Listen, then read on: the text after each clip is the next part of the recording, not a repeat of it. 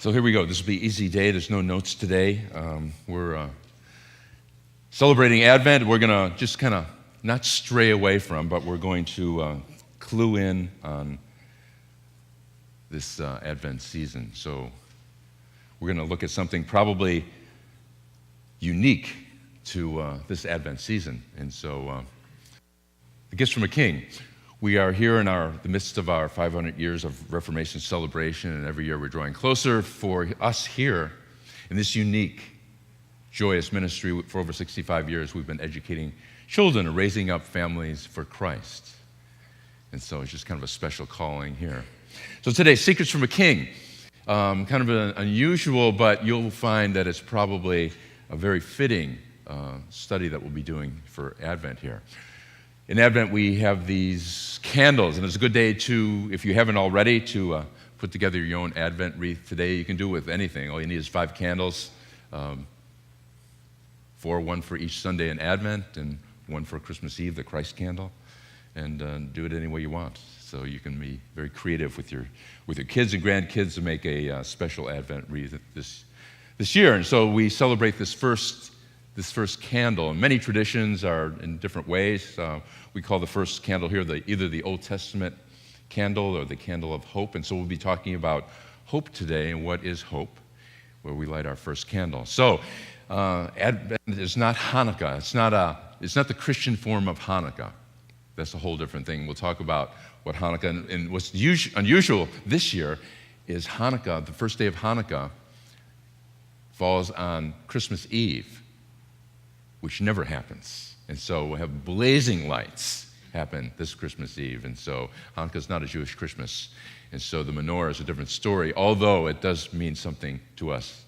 So this season I've already seen, you've probably seen them too, the trees are on top of the cars, and whether they come from people cutting them themselves or coming through UPS in the mail or wherever you get trees at Amazon. I don't know where you get trees these days, but they're there. And so it's already started. We got this beautiful wintry weather that kind of gets us in the mood, and so we're off and running, counting down to these days till Christmas, and people's traditions are varied. The church I grew up in celebrated the 12 days of Christmas, which means you didn't see a thing up until Christmas Eve. They put the church's Christmas tree up on Christmas Eve and celebrated then 12 days of Christmas. There was nothing. Church was completely stark until Christmas Eve, and all the lights and the trees went up, and people worked all day. The greenery and everything happened, and celebrated 12 days of Christmas. Then it came down on the January 5th, Epiphany, whatever. But you could not, under penalty of death, do anything before Christmas Eve. You couldn't do it. It was just, didn't happen. And so that was there. And so we celebrate with treats and eats and pull out all the family recipes and the smells of the season. It just makes it so wonderful and joyful that we can share our traditions with one another, because our traditions vary, and what we put together in our homes. And I know this one lady in one of my churches, she would take out all the furniture of her house. It would go into storage, and she would set up the most elaborate creche and Christmas nativity scene you ever seen in your life. All the furniture's gone. Everything goes out to storage for a month. And she sets up, and you walk through this house, and you think you're in some kind of winter wonderland in her house. And so it can get very elaborate, can it? And so the cookies for me are the best part. I mean, you gotta have the Christmas cookies. There's nothing about the cookies. And so when we put lights on the outside of our homes, that signals warmth to people, that we just are sharing our love, and our lights and our warmth goes from the inside of the house to the outside, sharing the peace and love and the joy and hope to the outsides as well. And so Advent starts today. Whatever type of wreath you make and put together, we celebrate the beginning of this walk, this journey, which begins in hope, which is a good place to go. And this Advent is really kind of a conspiracy, isn't it? It's kind of God kind of sneaking in the world through the baby, and kind of, who's going to know? Who's going to know? Little baby born in Bethlehem, who's going to know God come into the world, right? So God does a very subtle thing, and picks the smallest town in the world, this little farm town, Bethlehem, that there's nothing there outside of Jerusalem, and he comes as a baby, and only shepherds know, and angels and shepherds, so it's very quiet, and God mysteriously comes in with this conspiracy to take over the world. And so that's God's conspiracy. That's God's plan, his secret that he's pulling off here. In Germany and Bavaria, the Schönberg Museum, this great family castle, all during Advent, they have this great philharmonic from Vienna comes in, and all during Advent they have fireworks and explosions, and they have this great philharmonic treat, and this used to be the Schönberg Castle, but now it's just a museum. And inside there's one of the churches, one of the little chapels inside. And von Decker, the great German sculptor, if you see looking back, there's a statue of Jesus that he created. And it's an interesting statue. Here's just the head of it. And it said von Decker was working on the statue of Jesus for 2 years. For 2 years, he was sculpting this statue of Jesus, which was commissioned by the Schönberg family to go into the museum, which was a working chapel at the time. And so he has his daughter come and look at it, and he goes, honey, I'm finished with this statue. Can you tell me who it is? And his little daughter, she looks at it and she goes, well, it must be somebody very important, Daddy, some famous person. And after hearing that from his daughter, after working on this for 2 years, he takes a sledgehammer to the statue and reduces it to rubble because his own daughter didn't recognize the statue was Jesus. So he started again, and he worked this time for 8 years on this statue. But this time, he went in and he prayed every day with this statue. And he prayed there, wanting the Holy Spirit to inspire him to do something beautiful, God, to make this statue the most beautiful statue in the world. And it is. It really is probably the most beautiful statue of Christ in the world. And he says when he started out sculpting, he was a sculptor. 8 years later, he was a Christian. And so he brought in a bunch of little children when they finished. And he says, you want to look at this statue that I just made? And he says, that's Jesus. That's Jesus. They all knew it was Jesus because they could sense the Holy Spirit in this creation. And so that's a great place to visit, the von Decker statue of Jesus in Bavaria. And for Paul, it's the same thing. When you get to know Jesus, when you really know Jesus, you can't miss him. And Paul, writing to us in Rome, in a jail in Rome, writing to the church in Colossae and all the friends and everything, wrote something special, sitting down in jail. Paul's trying to get the same thing across to us. Once you meet Jesus, you'll know it. And your life will change. As Paul writes this while he's in jail, he writes this, and he says, conduct yourselves with wisdom towards outsiders, making the most of the opportunity. Let your speech always be with grace, as though seasoned with salt, so that you know how to respond to each person. Isn't that a great thing to say? Conduct yourself always with wisdom towards the outsiders. Let your speech always be with grace, especially this season. It's a great time to conduct ourselves with wisdom and with grace, isn't it? So I want to talk about this, the idea of wisdom today that Paul instructs us. Paul says, conduct yourself with wisdom towards outsiders. How often do we think about our quotient of wisdom, where we are on our wisdom scale?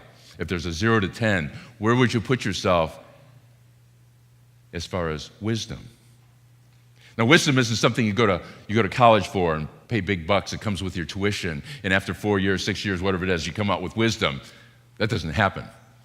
You can't buy wisdom with tuition. You can't get it in high school. You certainly can't get it in college. And some people go through their entire lives and never have wisdom. But Paul suggests to us tonight, conduct yourselves with wisdom. Now, it's interesting that Eve, in the garden, what did she want? She didn't want the apple. She wasn't looking for food. What's she looking for? Well, it says right here, when the woman saw that the tree was good for food and that it was a delight to the eyes and the tree was desirable to make one wise. Even in the garden, she's looking for wisdom. She took the fruit and ate and gave it to her husband. She didn't need more food. She had all the food she wanted. What she wanted was wisdom. there's this fruit here that was desirable to make one wise. Only the problem was, it was the exact thing that God said not to do. Don't take from this tree. I've been preaching for over 25 years, and every time I preach on just little part in Genesis of Adam and Eve, there's always something that kind of bounces out that you've never seen before. And it's kind of like, oh yeah, okay. She's not looking for fruit. She's looking for wisdom. Looking for wisdom. We have a story about Solomon. His real name in Hebrew is Shlomo. I like Shlomo better than Solomon. It kind of sounds a little bit cooler. But Shlomo or Solomon was a great king. And so he was asking, he was the son of David. And as David was getting ready to pass on and pass the kingdom on to his son, Solomon was praying and talking to God. And he was asking for a special prayer. And he says, I have to rule this kingdom now. And basically he says, I don't know what I'm doing. I'm just a son of a king. I've never been a king before. I don't know how to judge people, rule. I don't know anything about this. And so he prays to God, and this is his prayer. He says, so give your servant an understanding heart to judge your people and discern between good and evil. For who is able to judge this great people of yours? Who can do it? So hard to be a king and a judge and to do it right. I mean, you can do it badly and poorly, but to do it right. And so he's praying to God, give your servant an understanding heart to judge between good and evil. For who is able to do this? And what does the Lord tell him back? Well, here he is, Shlomo, Solomon, in this great court. It says he was the wisest king that ever lived. He was the richest and most powerful king that ever lived. And his fame went throughout the world. And so what does the Lord tell him? He says this. It says, behold, I've given you a wise and discerning heart. So there had been no one like you before, no one shall arise after you. But I've also, check this out, given you what you have not asked for. Riches and honor. So that there will not be any like a king like you in all of your days. He asked for an understanding heart. And the Lord gives him that, but also gives him all the riches in the world and all the honor. Do you ever try looking at praying that way? So praying for things, God, I need something more. I'm just broke. I need this, I need that. But to pray for wisdom. And the Lord rewarded him with an understanding heart. He says, there'll be no one ever like you. That's before nor after you. There'll never be anyone like you because of your prayer. Wisdom. So we have this Advent season, and soon we'll have a tree, and soon under your own tree there will be gifts. I would like to suggest to you that one gift to maybe ask God for this season would be wisdom. And where do we find this? We find these in the sayings of the wisest and the most powerful and the most richest king of all time, Proverbs. He gives us his wisdom. He goes, here, everything that the Lord's taught me and given me, I'm giving it to you for free. It's right here. It's all here. All you got to do is read it. The most powerful, the richest, the wisest person who ever lived writes his sayings down here in Proverbs and go, here, you can have it too. I'd like us to just briefly take a look at that over this Advent season. Proverbs 24 says, know that wisdom is thus for your soul. If you find it, there'll be a future, and your hope will not be cut off. Wisdom creates hope. In fact, we can't have hope without wisdom. How can you? What are you going to hope in? A new car, bigger house, bigger TV? What are you going to hope for? You need wisdom even to figure out what to hope for. So prior to hope, we need wisdom. We need wisdom to guide our lives. You can't be a Christian without wisdom. You have to have some wisdom or else you'll start and you'll stop. You won't make it to the end. You'll be like Jesus says, count the cost before you start building a bridge. Or you're going to quit. You're going to fail. we need wisdom even to make it. And this is where we find it here. Proverbs 16:16. How much is it to get wisdom? How much better is it than gold? And to get understanding, chosen above silver. Wisdom's better than gold or silver. Who's saying that? The wisest man that ever lived, who had all the gold and silver. He says, wisdom's still better. I've got all the money. I own the banks. And I'm telling you guys, wisdom beats it all. It's better than what's in the bank. His great temple that he built was beyond anything. The amount of gold, the amount of silver, the amount of the choice wood that went into this temple, it's unbelievable. Other nations took this thing apart eventually and became rich just by the stuff in the temple, by taking the stuff out of the walls and the temple and everything. It was a magnificent temple. So we got to ask ourselves, what is wisdom anyway? What is it? This is the stuff we get out of reading books and going to school, and what is wisdom? What should we even be looking for? Well, it's here. Proverbs 9:10 says, the fear of the Lord is the beginning of wisdom, and knowledge of the Holy One is understanding. The fear of the Lord is the beginning of wisdom. Now, we water that down extremely, especially when we talk about our kids. They go, Mommy, Dad, what do you mean about the fear of the Lord? Oh, it just kind of means respect God. Right? We water this down so much that we even take it out of our lives, the fear of the Lord. And you go, oh, you just kind of, just honor God. That's what it means. Or does it? The fear of the Lord. When pride comes, then comes dishonor, but with the humble is wisdom. Fear of the Lord and humble. There's two things under the tree that could be there. Deuteronomy puts it this way: behold, I've taught you my statutes and ordinances that the Lord my God commanded that you should do them. So keep them and do them, for that will be your wisdom and understanding. So actually doing the commandments is wisdom. Fear of the Lord, being humble, doing the commandments. That's part of wisdom. Jesus says it this way. Jesus said the same thing about his own words. Everyone who hears the words of mine and does them will be like a wise man. The one who does them will be a wise man who built his house upon a rock. Therefore, wisdom is hearing and doing the word of God, but the only people who will do this are the people who are humbly relying on God for help and who fear to seek happiness anywhere but in Him. Do you fear to seek happiness anywhere but God? Or is it like, yeah, this will work too? Therefore, the fear of the Lord is the beginning and the spring of true wisdom.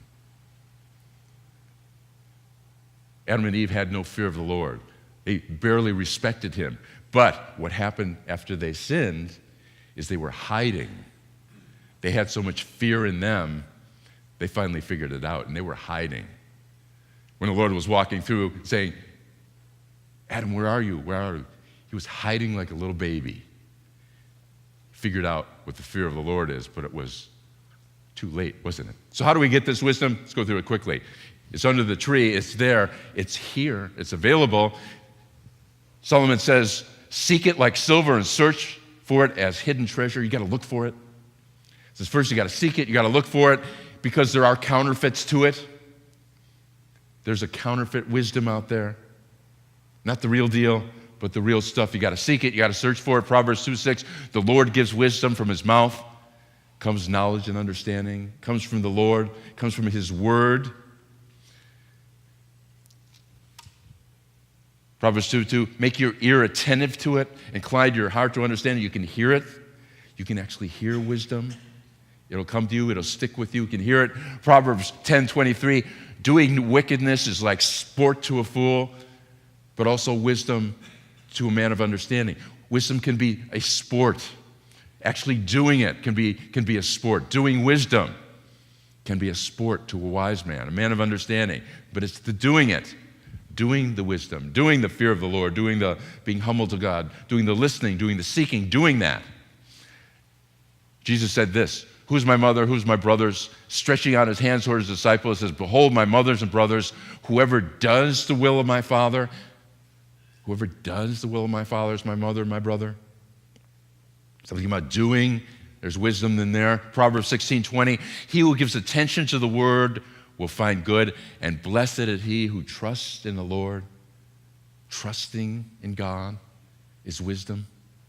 All these things you don't find in college, right? This is not anywhere in any curriculum in college. It's not there. It's not in a newspaper. It's not on Fox News. It's not anywhere, but it's in Proverbs, and it's free for us. It's a gift from Shlomo, from Solomon, a gift for us. Because he said, I asked for wisdom. I got to be the greatest king that ever lived with the most money in the world that nobody even can get close to. I was just asking for an understanding heart. What would God give to us if we asked the right things? If we asked the right things. He'll give us hope, for one thing. The Advent hope, where it's not just a candle, but it's something that burns in our heart. Hope that burns in our hearts. Knowing this world is not the end. We have this Advent hope that God is still doing something great in our lives, great in our country, great in our families, great in our community. Since it is written, you shall be holy, for I'm holy. And if you call on him as Father, who judges impartially according to each other's deeds, conduct yourselves with fear, Peter says. Conduct yourselves with fear. A little more than respect, isn't it? Throughout the time of your exile, knowing that you were ransomed from the future fruit of waves inherited by your forefathers, not with perishable things like gold or silver, but with the precious blood of Christ. We've been ransomed with the blood of Christ. These are laws from heaven. This stuff that God gave Solomon, it wasn't stuff from, I'm just going to pull out some stuff from Egypt that you guys know already. These are stuff from heaven. These are words from heaven that come to Solomon to share with us. Nowhere else. This is heavenly laws that have come to us to make us wise. And if you're wise, you got it made. If you can get some wisdom in your life, jack that up a little bit, you got it made. The other thing will come. The other thing is come, but you got to start with the wisdom. We are so preoccupied by guilt that we forget about the fear of the Lord. I'll close with this. Remember the famous story of the aircraft carrier Lincoln, the second largest aircraft carrier in the U.S. Navy. He was always accompanied by 3 destroyers. And so he was making a trip up the coast, up the west coast, up through Canada. And so it's a stormy night, and they see this light out here, this beacon, and they're looking closely, and they say, radio head to the ship. And it's the U.S. aircraft carrier Lincoln, turn 15 degrees south. They radio back, it says, turn 15 degrees north to you. And they couldn't believe it. They go, we are the USS Lincoln, the second largest aircraft carrier in the world with 3 destroyer ship. We command you right now to turn 15 degrees south. And the people come back and says, you turn 15 degrees north. And they say one more time, we will open fire on you. And they go, we're a lighthouse. Do what you got to do.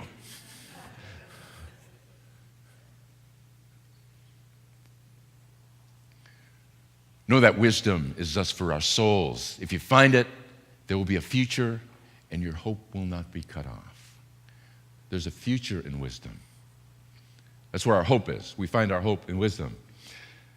Finally, Malcolm Muggeridge, the great talk show, the atheist talk show, BBC talk show man, who was like the greatest one England ever had. And so one day he interviews everyone, prime ministers, presidents, kings, rulers from all over the world, talk show, and he's an avid atheist, wants nothing to do with religious people. So one day somebody books Mother Teresa on his show. So he's having a conversation with Mother Teresa. She's talking about her orphanages and everything. And he goes, now it's time for a commercial break. And so this gentleman, talk show host, goes backstage with Mother Teresa. This atheist gets on his knees and prays for forgiveness and asks Mother Teresa how he can become a Christian. Within 10 minutes of being around Mother Teresa, this atheist, this cold stone atheist heart was melted. The beginning, the fear of the Lord is the beginning of knowledge. Fools despise wisdom. I say to you, my friends, do not be afraid of those who can kill body after and have no more they can do, but I will warn you whom to fear. Fear the one who, as after he is killed, has the authority to cast into hell. Malcolm Mugner says, for the first time in his life, he saw love, and he saw God through the eyes of Mother Teresa, and gave his heart on national television during a commercial break, comes back as a Christian. He writes this book called The Chronicles of Wasted Time, how he's wasted his life for the entire life up to the point he had met Mother Teresa and found Jesus. Proverbs, who has ascended to heaven and descended? Who's gathered the wind in his fist? Who's wrapped the waters in its garment? Who's established the end of the earth? What's his name or his son's name? You know. If you know Christ, you know his name. You know his son's name. You know who he is. You can look out into the heavens, and it's not dark. It's not empty. You know what's out there. You know. Wisdom helps us. So for us, hope can be helping others prepare for eternity. It's not just internal, but it's helping others. It's doing the kingdom, doing the will of God, helping others prepare for eternity. That's our hope and the hope we can share. Let us stand.